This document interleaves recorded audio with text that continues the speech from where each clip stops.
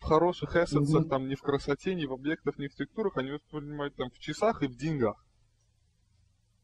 И когда ты можешь им доступно объяснить, почему нужно больше времени на то, или почему нужен такой процесс и так далее, это, в принципе, делает твою работу и работу людей вокруг тебя лучше.